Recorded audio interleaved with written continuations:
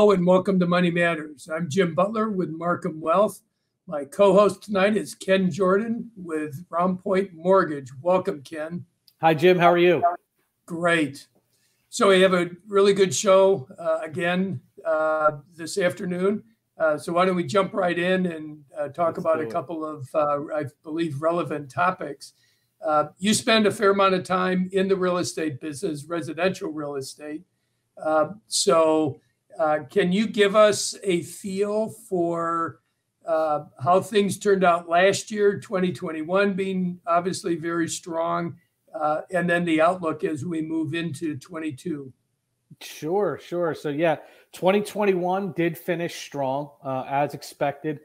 Inventory remained low throughout the course of the year, and inventory is still low. I think that the difference between 2022 and 2021 is that we are now into 2022. We are starting to see what many believe to be what was expected at some point, which is upward pressure on interest rates. And I'll tell you, Jim, I'm curious to see how the upward pressure on interest rates is going to impact the number of buyers, that are out there. That, of course, interest rates going to impact affordability, and affordability is going to impact the number of people out there looking. So it's going to be an interesting year. One of the benefits of being in my business, I get to talk to a lot of real estate agents.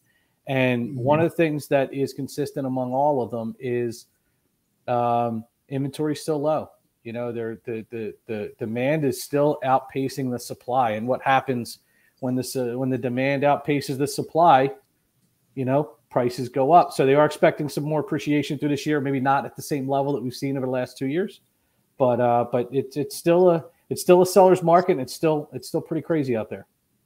Ken, are there certain segments of the market that are stronger than the others? In other words, can you pinpoint it to home values between something like $250,000 to $500,000, and then once you get to a certain level, things taper off a little bit?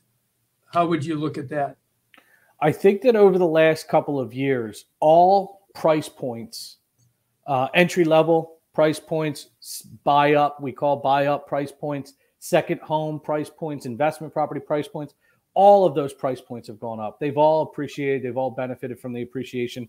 I do think that geographically speaking, we've seen some areas appreciate far more rapidly than others. With the pandemic, we've seen folks working from home. And if you can work from home, you can work from anywhere, right? That's what you hear. So if you can work from anywhere, why not work from your beach house? Why not work from your condo in Florida? Why not work from, a nice area? So what we did see, I think we saw the property values increase in some of those resort areas, so to speak, a little more rapidly. But even in some metropolitan markets, which was interesting because, again, through the pandemic, there was a lot of uncertainty about health and safety, and you thought you might see an exodus from the metropolitans, and you have. We did see a population decline in a lot of cities, but property values have still gone up. So certainly some geographically speaking, some properties have gone up more rapidly than others, but overall, it's pretty safe to say property values have increased in all price points. So what would cause the curve to change? So if demand is so strong and the supply is weak, causing the imbalance that you mentioned, at some point that has to change. Now, ideally, it would just be a gradual slowdown. Do you see that? And if so, when do you see that happening? Best guess. Tough question, right? So it is a guess. My crystal ball is in the shop. So, so a couple things that we need to consider. One is the rising interest rate environment. We did see interest rates increase from the third quarter of last year through just this week, almost a full percent from the high 2s to the high 3s on a 30-year term, and that's going to impact borrowability. It's going to impact someone who could afford maybe a $300,000 house last year in the third quarter, never found one. Interest rates went up. Maybe they can only afford a $275,000 house. Well, that's going to take away from the demand. The other thing that I think is interesting, and a lot of people are not talking about this, is student loans. Student loans have been in deferment for almost 18 months. Federal deferment, pandemic deferment. over the last 18 months. You didn't even have to apply for deferment. You were given automatic deferment. There's some folks out there with some pretty substantial student loans that are not having to pay them. If and when that deferment ends, I think you're going to have to see some liquidity exit, the economy. Household income, real household income, is going to have to start paying those student loans back. With that, savings rates will probably drop. Down payment rates will probably drop. And I think that will decrease the supply. That'll decrease the number of buyers out there as well. But there's no way to really tell. I think that what we will see is a sloping, a leveling off of appreciation rates, hoping that we don't see, a major correction. But what do we know, Jim? Corrections are a fact of life, aren't they? Sure, they are. And one of the other unknowns in this has to do with the labor market. There's two pieces to the labor market. One, you have the non-payroll, non-farm payrolls, which have been kind of chugging along a little bit under expectations. But then you have civilian workforce payrolls expanding quite a bit, and that's the small business person or the entrepreneur breaking off on their own. So while a lot of us have experienced labor shortages from maybe the local gyms that we attend to restaurants and any number of places, but at some point people need to get back to work. At some point, the stimulus that's in the market will dry up. And with people back to work, I would imagine that will continue to provide some of that demand that has really driven the real estate market.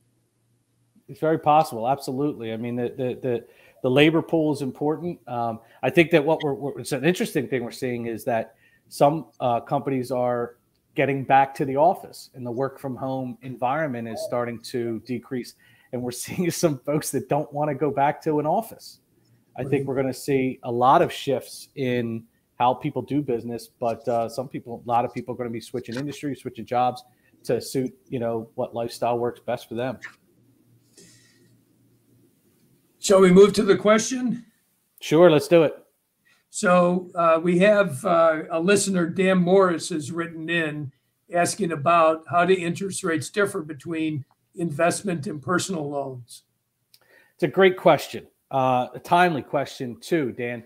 So the difference between an investment property, we use the term non-owner occupied, which means the person who's borrowing the money is not living in the property. And then, of course, personal loans, I'm sure what you mean is primary residence loans. The differences between the primary residence mortgages and the non-owner occupied or investment property mortgages primarily are down payment. Non-owner occupied properties require a much larger down payment, 20 to 25%. And they can be even costly.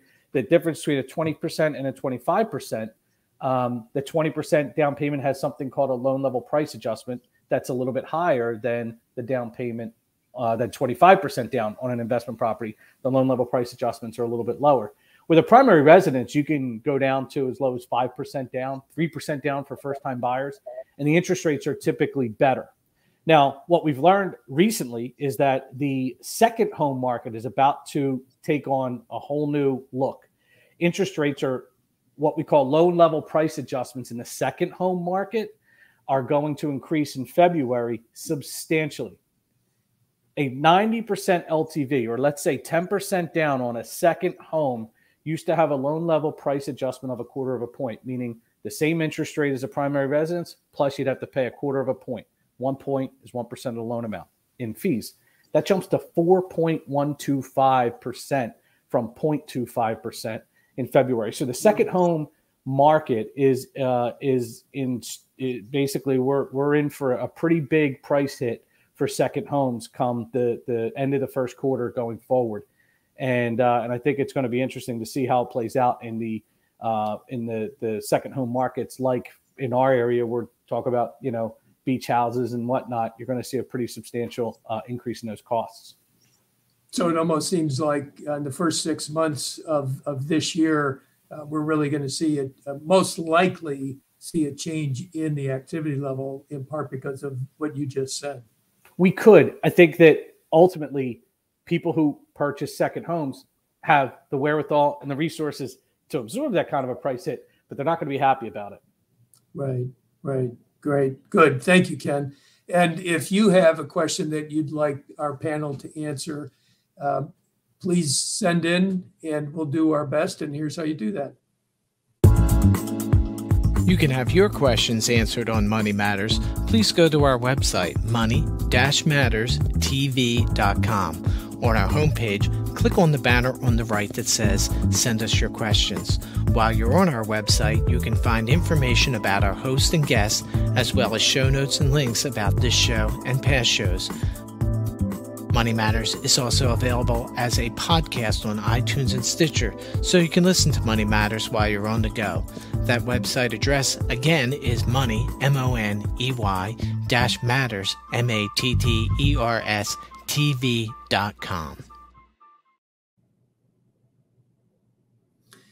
So we have a really interesting guest today, Jeff Watkinson of Watkinson Capital Advisors. Welcome, Jeff. Hi, Jim. How you doing? Thanks for having me on. You bet. Well, you're in a segment of the market that people have heard of, but not everyone has participated in. And with our comments earlier about interest rates, I think you'll be able to certainly shed some light on that in your specific area, and that has to do with municipal bonds. And why don't we start out just as kind of to lay the groundwork, give us a brief understanding of what is a municipal bond, how big the market is, and how do investors get involved? Absolutely. Municipal bonds provide financing for state and local governments. The city of Philadelphia, Radnor Township, Chester County. Municipal bonds also provide financing for essential services that serve the public. We're talking about hospitals, highways, community colleges, water, sewer, bridges, tunnels, tolls. These all serve the public good.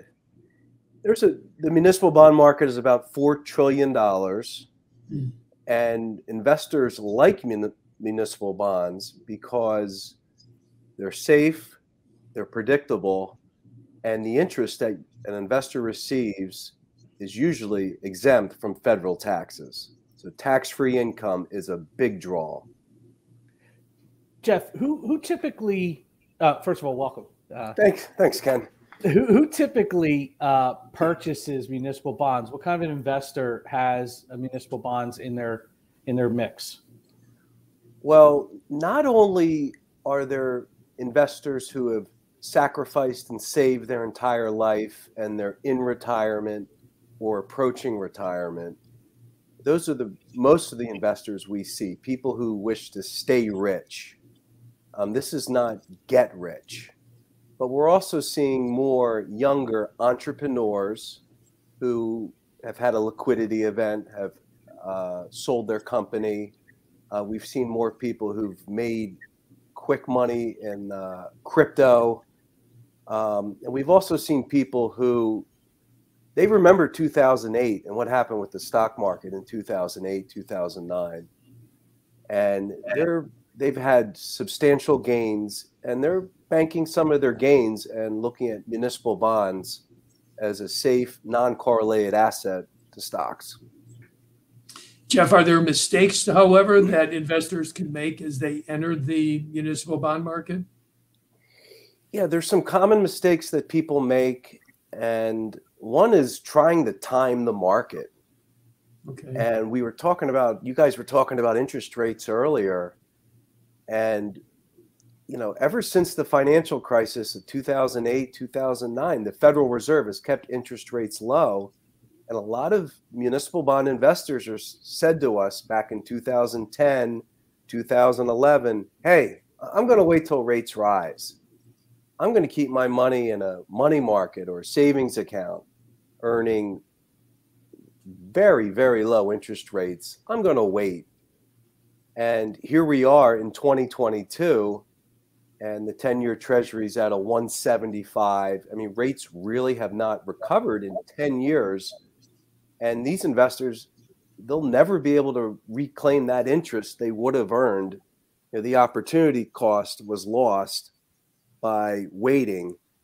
And successful investors, they buy investment grade bonds when their bonds are called or mature, or the coupons are paid. They go out into the marketplace and stay in the market. Another mistake individual investors make is headline risk.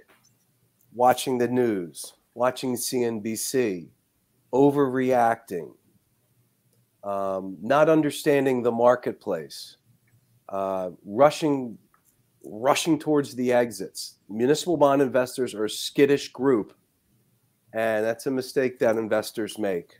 I think the last one would be reaching for yield, buying non-rated bonds, buying high yield, not being adequately compensated for the risks they're taking. Investment grade bonds are extremely safe, and I would say reaching for yield. That brings me to my question. You know, you said they're safe, but nothing's guaranteed, right? I mean, there has to be some risk. Can people actually lose money chasing yield? Tell me how that works. That's a great question. Municipal bonds are considered the second safest asset class behind U.S. Treasuries. You think about the George Washington Bridge. I mean, if you think cars are going to stop driving over the George Washington Bridge, I mean, if they need money, what are they going to do? They're going to raise the toll. There's a great stat here, which I'm going to read to you, but it talks about cumulative default rates, investment grade bonds. So let's start with corporate bonds. You have an investment grade corporate bond. From 1970 to 2016, the average default rate for investment grade corporates was 2.36%.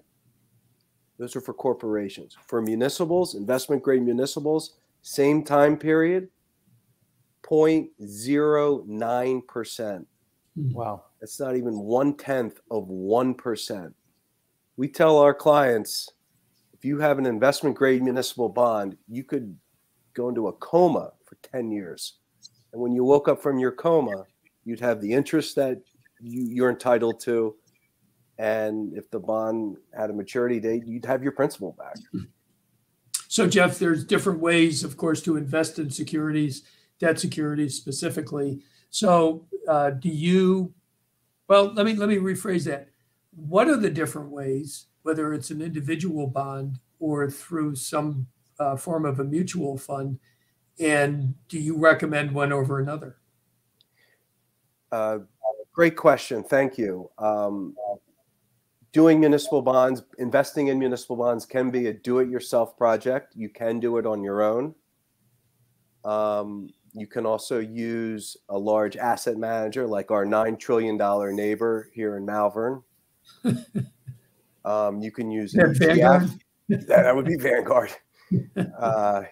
You can use an ETF or a mutual fund, or we're in the business of separately managed accounts where an individual will have a portfolio of individual municipal bonds. There's pluses and minuses to each.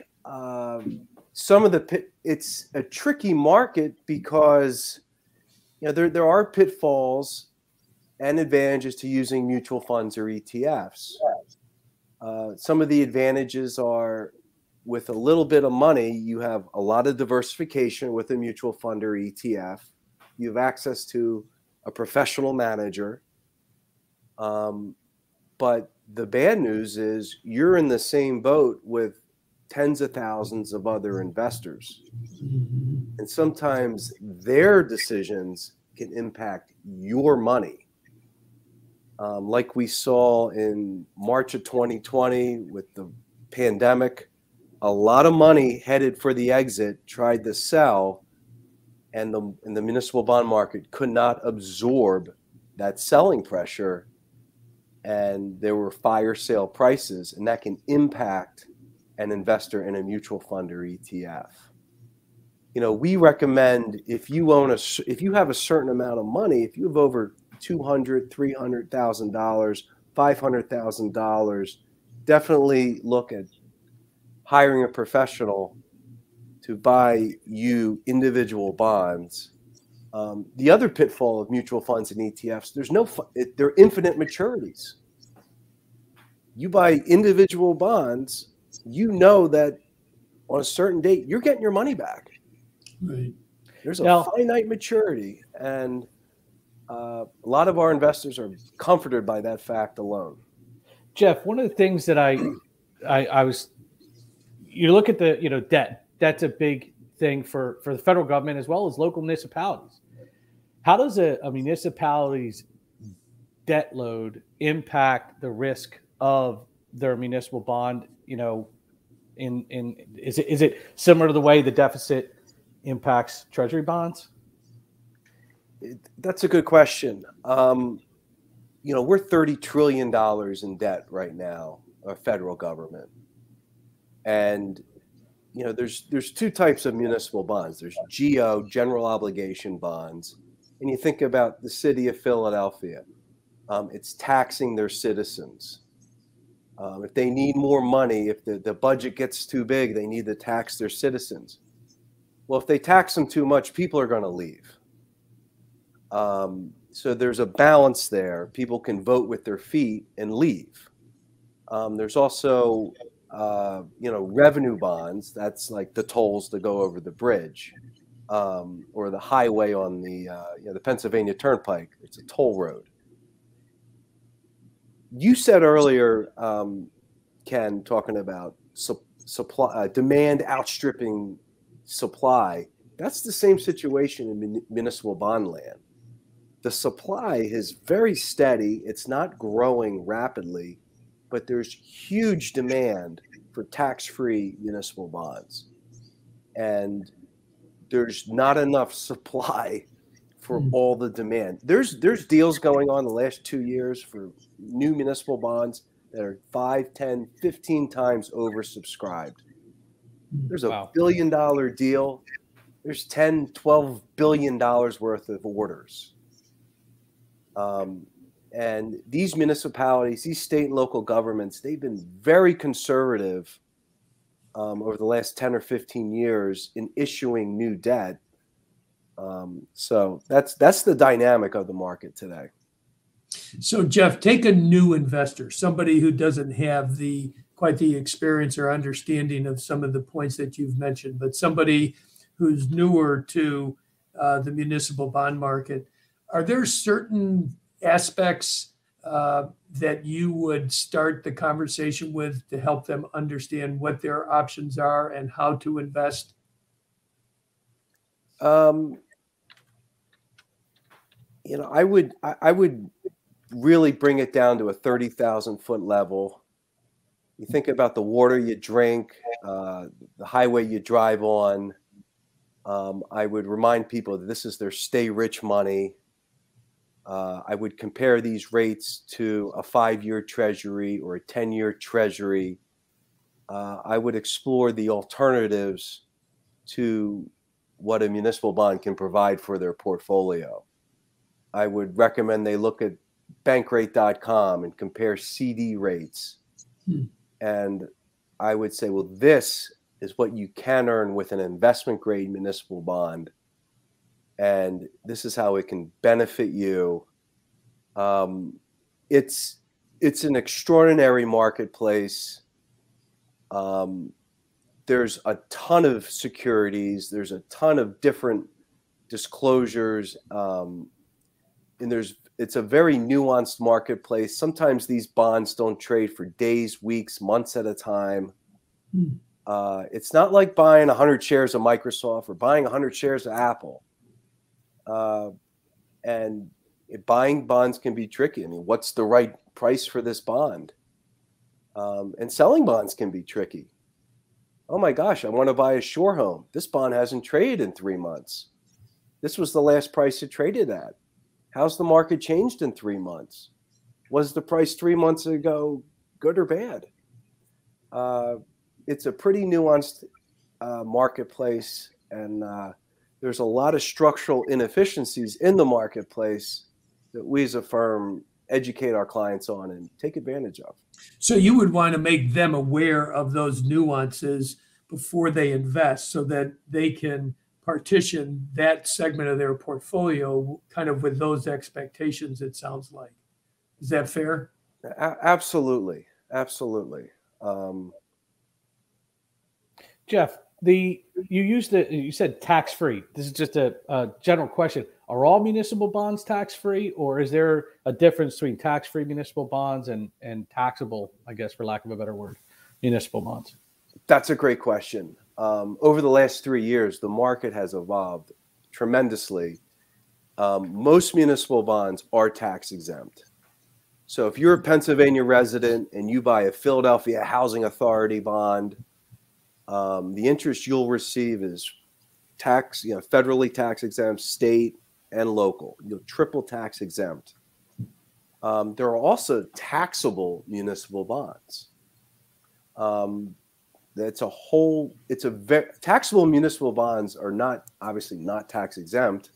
The interest is taxable. It's a fascinating asset class, and that's great for someone who has qualified money. They have an IRA. They have a qualified account where taxes are deferred or tax-free. Mm-hmm. Mm-hmm. So do you blend the two in a particular portfolio? In other words, could you have a client who has both taxable munis and tax-free municipals? We usually use the taxable munis just for someone in like an IRA. Instead of buying a bond fund or a bond ETF, people want individual maturities. We'll use taxables in an IRA. For a non-qualified account, a regular brokerage account, which is taxable, we would lean strongly towards tax-exempt municipal bonds. Right. So it sounds like the municipal bond market is similar to, very well situated for a long-term investor, so that when they buy an individual bond that they hold to maturity, benefit from the interest that they're receiving, ideally tax-free, as you point out, and don't worry about the fluctuations between now and maturity. Is that fair? Absolutely. When you buy that bond, you will have a yield to maturity. The price of that bond will fluctuate due to buying, selling pressures, due to interest rate movements, but on a certain date, you will get the interest you're entitled to, and you will get your principal back. Great. Jeff, thank you. We've run out of time, and it's a great introduction to the municipal bond market as well as your firm. Thanks also to Ken and your insight for everything that you provided. And to our listeners, Mike Krupit, who's the founder of Trajectify, is a company that I'm sure you want to learn more about. And we hope you've enjoyed our show this afternoon. Thank you.